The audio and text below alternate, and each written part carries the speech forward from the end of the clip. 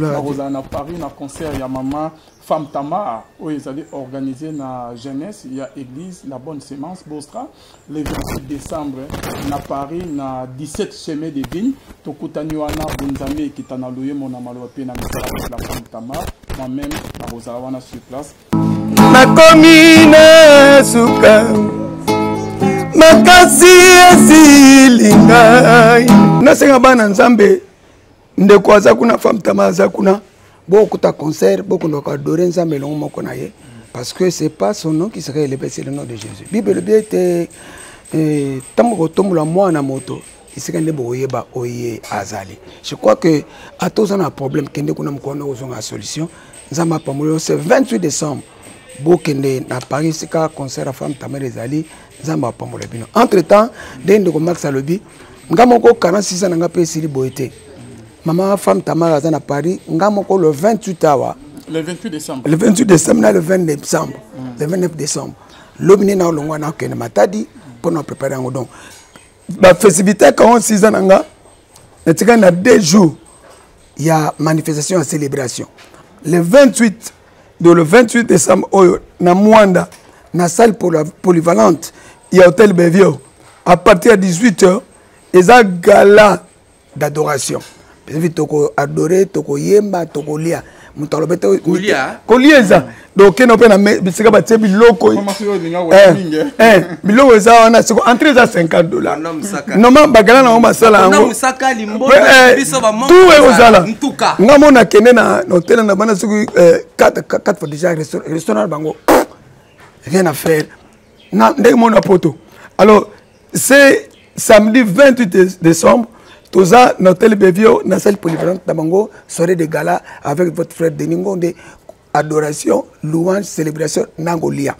De 6h, de 18h à 21h, en tête à $50 à Pamba.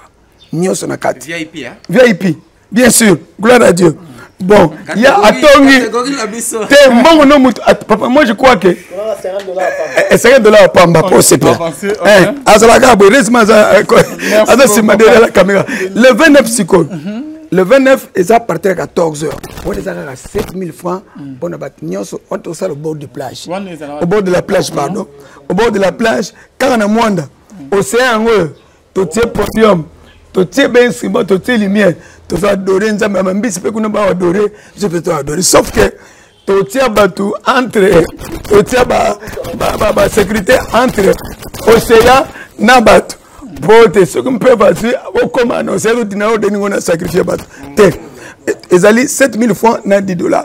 À battu news, non, il vient bien. Papa, moi, c'est un hôtel, non, papa, le film. Sauf que bateau, bazar en Kinshasa. On nous que Nabiso, Tolongwa le 27 décembre. C'est quoi le toseli boy? Na bien aller retour Kolongwa ti Mwanda. To calculer ango na hôtel na yo pendant les 3 jours. Donc le 27, le 28, le 29. Pour le 27 au contango, 27 na 28. Et ça 3 jours. Na kolia na yo mi konyo so mi sato wana. Na concert au kokota VIP wana. Na koyema pemene na océan na plage. Na océan, ils ont $200. Pour nous, Kolongwa, de côté na mutugo, mais même si tu kuna, c'est $200. Ce qu'on compte à nos VIP, au Sénégal, il y a plage, ils ont $160.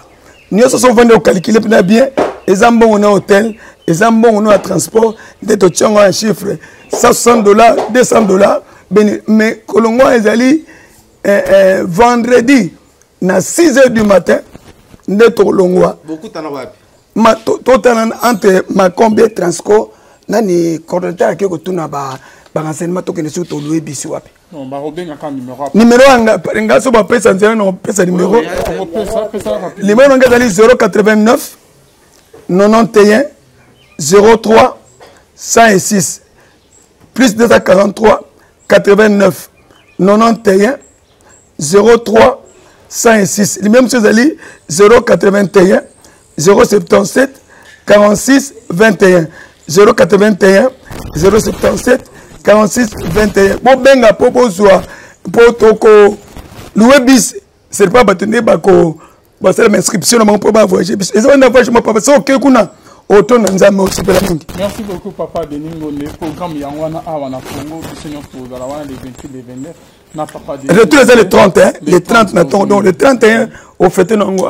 Kitoko papa et kuna na poto je crois que papa Max Azana papa Denis Ngone ngana déjà le 25 na Zolongwa na Rosana Paris na concert ya maman Femme Tamar, où ils allaient organiser la jeunesse, il y a église, la bonne sémence, Bostra, le 28 décembre, à Paris, na 17 chemins de vignes, Tokutanyuana, Bunzame, qui t'en a loué mon amalope, na la Femme Tamar, moi-même, na Rosalawana sur place, et Rosala bien ma casse.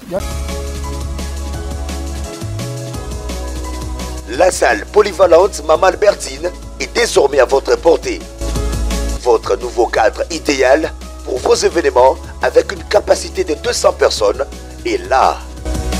Vos fêtes de mariage, vos collations de grades académiques, vos anniversaires, vos réunions politiques, réunions de famille ou d'église, voici où organiser ces événements dans des conditions optimales.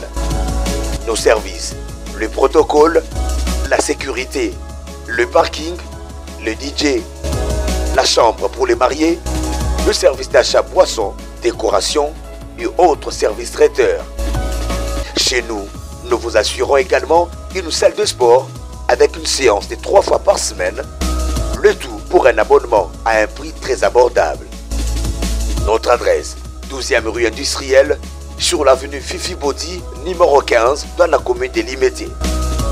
Vous nous trouverez juste après l'usine Mortadella. Pour tout contact, appelez-nous au plus 243 81 082 80 48 ou plus 243 81 92 63 744. La salle polyvalente Maman Albertine, venez passer vos week-ends en toute quiétude, venez donc célébrer autrement vos manifestations.